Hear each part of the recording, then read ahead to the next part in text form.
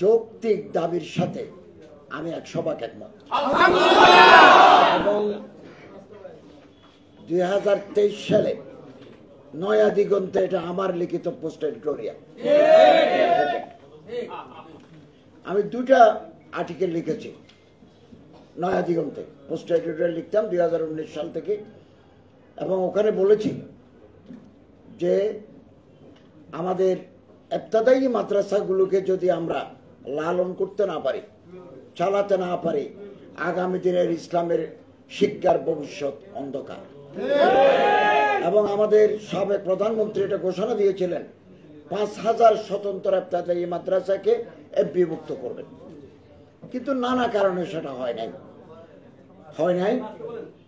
এবং 1,30,000-এর মতো বা তার চাইতে বেশি সরকারি প্রাইমারি স্কুল আছে। এই সমস্ত টিচারদের জন্য শিক্ষক প্রশিক্ষণ ইনস্টিটিউট আছে। ইবতদায়ী মাদ্রাসার জন্য কোনো শিক্ষক প্রশিক্ষণ ইনস্টিটিউট নাই, এটা বৈষম্য। তো আমার সাথে ইবতদায়ী শিক্ষক ফোরামের শিক্ষক নেতৃবৃন্দ দেখা করেছেন। এখানে একজন লিখেছেন যে আপনার সাথে দেখা করতে চেয়েও পারি নাই। আমি ওনাদেরকে অনুরোধ করেছি, এটা আমার মন্ত্রণালয়ের অধীনে নয়, এটা এডুকেশন মিনিস্ট্রির অধীনে। আপনারা শিক্ষা উপদেষ্টার কাছে রিপ্রেজেন্টেশন দেন, সেমিনার করেন। আজকের সেমিনারটা অত্যন্ত গুরুত্বপূর্ণ।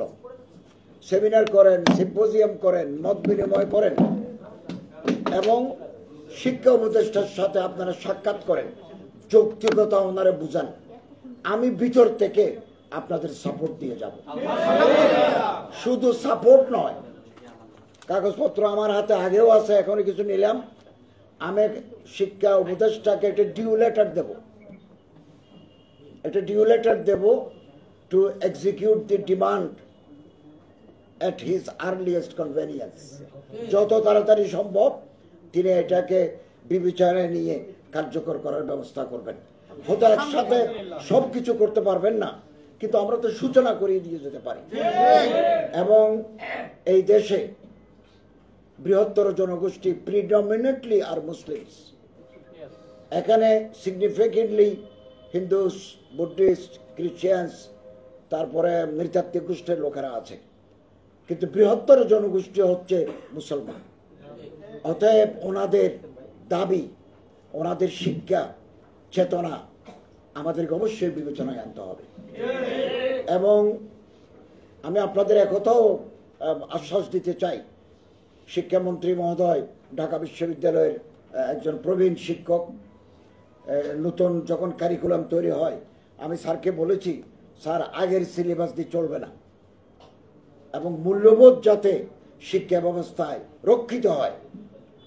তিনি আমার হেসে বললেন যে এগুলো থাকবে না। এখন ওই বইয়ের ভিতরে ছাত্রদের মাথায় টুপি লাগা দিছি, তো কথাও বললেন। তা আমি বলছি এলজিবিটি, বলে এগুলো থাকবে না। তো মোটামুটি সবগুলো তো আর খুব তাড়াতাড়ি সম্ভব হবে না, বই এখন ছাপতে চলে গেছে। 2012 সালকে সামনে রেখে শিক্ষা বিন্যাস করা হয়েছে। তারপরেও হতে পারে কিছু ত্রুটি বিচ্যুতি থাকতে পারে। এটা আমরা আবার বসে 2000 পরবর্তী সময়ের যে শিক্ষা কার্যক্রম, যে পাঠ্যপুস্তক বাজারে আসবে, এটাকে একবারে নির্মূল করার প্রয়াস আমরা চালাবো। এবং জুলাই বিপ্লব, ছাত্র জনতার যে অভ্যুত্থান, এটারও সিলেবাসের ভিতরে অন্তর্ভুক্ত করার শিক্ষা উপদেষ্টা ঘোষণা দিয়েছেন যে এগুলো শিক্ষার ভিতরে থাকবে।